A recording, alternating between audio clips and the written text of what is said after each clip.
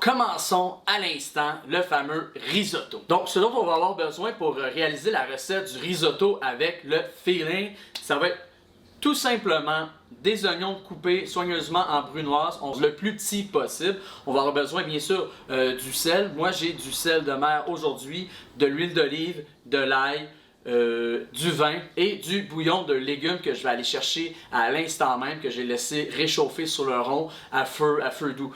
Parce que bien évidemment, on ne veut pas aller mettre un bouillon de légumes froid dans notre risotto pendant qu'il va cuire. Parce que justement, on ne veut pas décélérer la cuisson du riz qui est dans le poêlon à ce moment-là. Donc, allons chercher immédiatement le bouillon de légumes réchauffé. À tout de suite. Donc, débutons à ce moment-ci l'épopée vers le risotto parfait. Donc, mets le rond, on va aller mettre l'huile immédiatement. Donc ici, j'ai la quantité équivalente à un oignon que j'ai coupé en brunoise. Je vais faire une petite portion en fait de risotto. Je vais aller mettre la moitié de mon oignon coupé en brunoise dans le poêlon. Ce qu'on veut pas en fait, c'est que l'oignon rôtisse. On veut que l'oignon garde quand même si il est cuit, une couleur blanchâtre qui va bien s'agencer justement avec le risotto qui est blanc.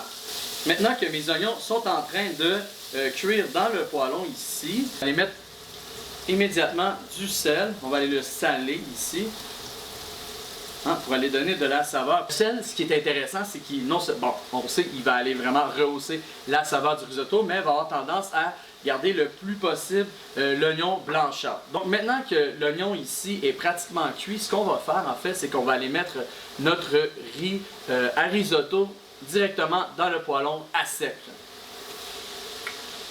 Ce qu'on va faire en fait, c'est qu'on va aller avancer la cuisson du grain avant vraiment d'aller mouiller, déglacer ou même aller ajouter l'ail dans le risotto. Ici, le grain commence déjà à cuire, donc on va aller y ajouter maintenant de l'ail. Je vais y aller ici. C'est une question de feeling aujourd'hui, on y va à l'œil. On est des vrais cuisiniers, on se fait confiance. J'y vais avec environ une cuillère à thé pour cette quantité-là d'ail, pour aller ajouter de la saveur. Donc, premièrement, ce qu'on va faire, c'est qu'on va aller déglacer notre risotto avec de l'excellent bon vin blanc. On commence par ça, on commence par mouiller. Puis, ce qui va arriver, en fait, c'est qu'on va essayer d'aller réduire presque à sec, pas à sec, mais presque à sec, le vin blanc ici. Puis, par la suite, on va aller y ajouter au fur et à mesure le bouillon de légumes jusqu'à temps qu'on ait une texture du risotto parfaite. On va aller baisser le feu ici un peu. Là, on voit que j'ai des oignons qui ont un peu bruni. Écoute, c'est pas la fin du monde. Anyways, ça va être bon pareil. Maintenant que nous voyons que le vin blanc est presque réduit à sec, on va aller y ajouter au fur et à mesure le bouillon de légumes que le grain de riz aura besoin pour l'absorption. Donc, on ajoute notre... Puis, juste en passant, ce bouillon de légumes-là, je l'ai fait moi-même. Vous savez, récupérer le compost, tout ça est bien beau, sauf que si on peut aussi réutiliser les légumes avant de les mettre au compost et réaliser, par exemple, un bouillon de légumes maison, je vous le conseille fortement, beaucoup mieux que beaucoup de bouillons de légumes qu'on peut acheter à l'épicerie qui sont ultra salés. Recette bien simple, vos restants de légumes, dans de l'eau, vous faites bouillir avec vos épices que vous aimez. Vous faites un thé en fait avec votre bouillon de légumes. Donc, à faire à la maison avec vos morceaux, vos restants de carottes, oignons, peu importe. Donc ici, je vais tout simplement, à chaque fois que je vois que le liquide réduit, je vais y aller toujours avec une autre louche de bouillon de légumes jusqu'à temps d'obtenir la texture, comme je vous ai dit il y a quelques instants. Important aussi de bien souvent brasser le riz pour qu'il puisse cuire également. Une fois de temps en temps aussi, d'aller goûter le grain de riz. Il ne faut pas que le riz soit trop cuit. Pour ce qui est de la préparation, il ne faut pas que le riz soit trop cuit, ok? Des fois, c'est bon d'aller goûter, voir s'il y a un petit croquant.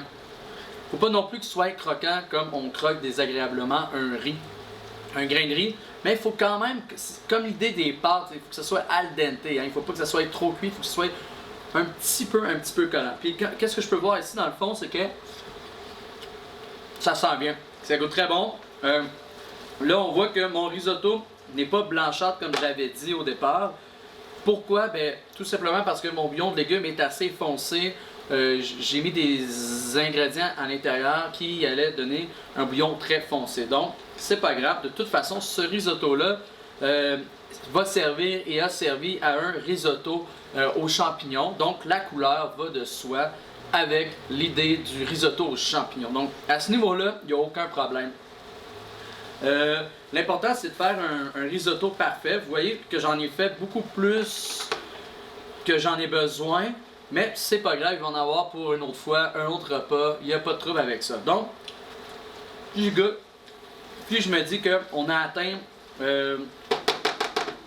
le paroxysme du risotto. Vraiment excellent. Le sel est parfait. Le grain est al dente. Encore aucunement sec. Le risotto va être presque prêt ici. Hein? Peut-être qu'on va aller y ajouter un petit peu, juste un petit peu de bouillon de légumes, juste pour dire qu'il va lui rester encore de liquide pour continuer son processus de cuisson. Donc, nous avons presque terminé la fameuse recette de cette base de risotto dont j'avais besoin pour la recette de risotto aux champignons. C'est excellent, le grain de riz est parfaitement al dente, la saveur elle est écœurante, le sel parfait, dose de sel parfait, le liquide est parfait. Vous voyez que ici le risotto est déjà crémeux. Je vous présente ici la recette de ce fameux risotto qui a été utilisé pour la recette de risotto champignons. Donc ici nous avons notre risotto qu'on va aller bien sûr faire refroidir un peu au frigo. Hein? Donc là-dessus, merci d'avoir été sur mon site web pour venir voir à quoi ressemblait la recette à l'œil et au feeling de mon super risotto ici. Sur ce, je vous invite à être présent pour les Facebook en direct qui recommencent à partir du dimanche 13 septembre. Une fois par semaine, je vais faire un direct. Vous pouvez me proposer ou même me défier avec des aliments, des ingrédients que je vais utiliser durant le live Facebook. Donc, c'est un rendez-vous là-dessus. Merci d'avoir été à laisser le bon plat rouler et passer une excellente journée. Ciao, gang!